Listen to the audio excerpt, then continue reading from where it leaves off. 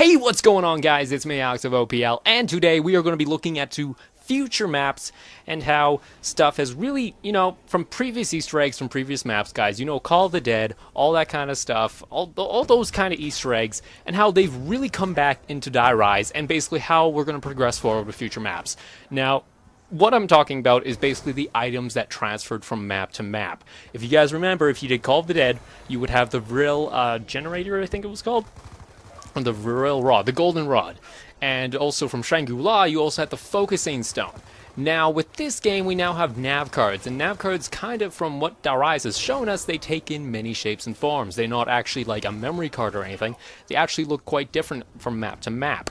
Now, I'm going to go off right the bat saying that during Call of the Dead, we could have really predicted Shangri-La. I'm going to go back to Black Ops 1. We could have predicted Shangri-La coming into as a map quite easily. It was the quotes from before where you had the jungle sounds and everything from the characters that were trapped.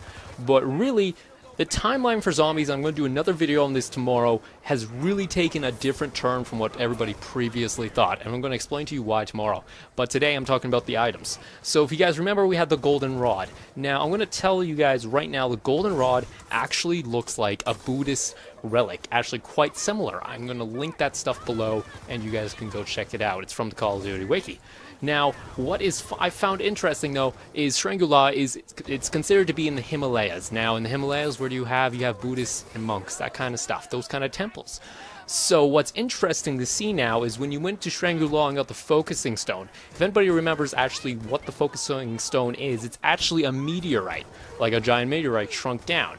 Now, where's the one place that could have came from? I'm going to be talking about that can only come from space. So where do we go? We go to the moon. Now, if anybody remembers in Richthofen's grand scheme, at the very end of the Easter egg, you had to do one thing, and that was teleport you had to gersh the ball on the ground before you could launch the missiles. And I found that, I looked at this and I was thinking, that seems a bit unnecessary. If you guys remember, it wasn't, like, that shouldn't trigger a missile launch or anything. And what we see now in Die Rise today is actually we see these two different balls that look very similar to one on Moon. I'm actually going to do some close-ups for those balls, because you guys like balls, or something. I hope not. Or maybe you do. That's okay. But what's interesting to see now, guys, is the thing that's transferring between games now is the nav cards. Now, I'm going to go back to the moon egg or ball, whatever you wish to call it, in a sec. But what's interesting to see here, guys, is that Treyarch has had this plan for a while. They've known that egg would come back in Black Ops 2, and next Easter egg we might be seeing another one, because there's obviously more than one.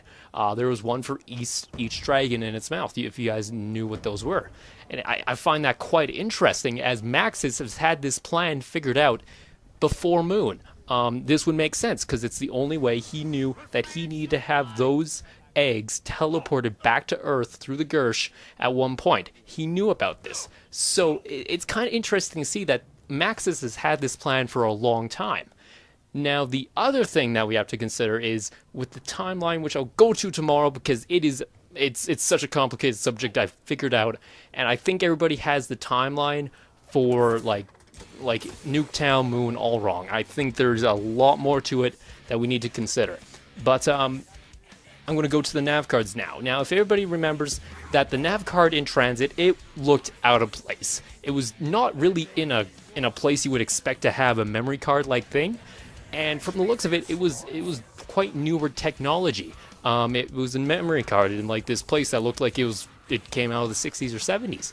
Now, what I'm going to go on is tomorrow with the timeline explain why it's possible, as well as why it's Ted there and a bunch of other stuff. But if we now go to the Die Rise nav card that you get in Die Rise, God, there's so many names, I can't remember them all. It looks like a piece of paper almost, or it could possibly be a film, some film, like video film from old-time film reels, if that kind of thing, if you guys remember. And the reason I believe this, guys, I'm going to show you the loading screen right now, is if you look in the bottom right corner, this is actually a loading screen that I took from a theater shot, and I actually turned up my brightness all the way so I could see every detail possible. If you guys look in the bottom right corner there, it almost appears that there's a film reel that's empty. And the reason I believe this is a film reel is, guys, there's rocks on the ground, and you can use those to scale that it could possibly be a film rail. It would make sense for it to be one, and it would also make sense that the next map will be in Germany. If anybody can remember, is in Kino, if you looked out the building through NoClip, you actually saw a giant statue. I'm not too sure what it's called. I'll have to look it up.